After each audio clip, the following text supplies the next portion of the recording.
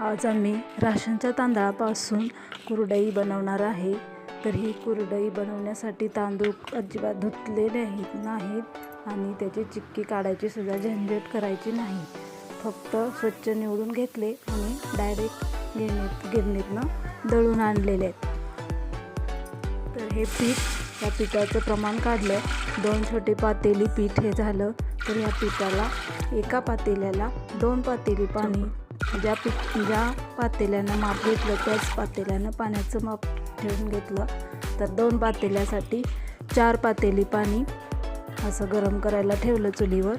मग त्याच्यामध्ये आपण हिंग पावडर 1 चमचा घालणार आहे आणि मीठ, चवीनुसार मीठ घालून घेतलं। तर हे पहिल्यांदाच आम्ही करायला घेतलं होतं, तर बघूया कसं होते।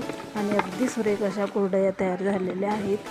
तर हे जे पीठ आहे तयार केलेलं, पाण्याला उकळी आल्यानंतर त्याच्यामध्ये हे असं वैरून घेतलं आणि चुलीवर शिजायला ठेवून दिलं।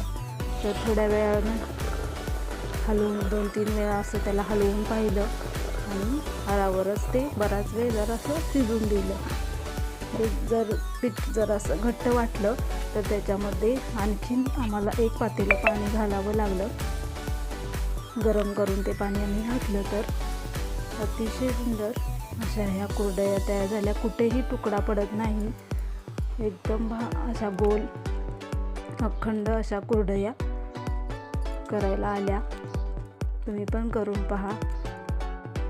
तांदूळ भिजवायची, वाळवायची, नंतर त्याची चिक्की काढायची अशी झंझट करावी लागत नाही।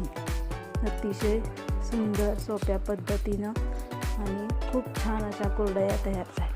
तर असं आमचं सासू-सुनांचं काम चालू होतं इथं, कारण एका व्यक्तीचं काम नाही, हे दोघी तरी या कामासाठी लागतात। तर आम्ही अशा कुरडया घालून घेतल्या। 5-6 वाजता ह्या सगळ्या जमा केल्या तर एकही कुरडई तुटली नाही, तिचा तुकडा पडला नाही। तर अखंड अशा सगळ्या कुरडया निघल्या।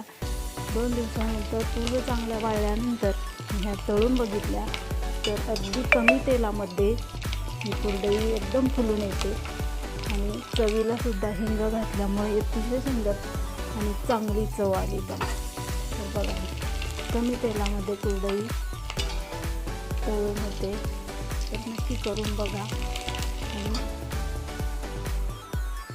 बघा, पांढऱ्या शुभ्र अशा अखंड अशा कुरडया तयार झाल्या,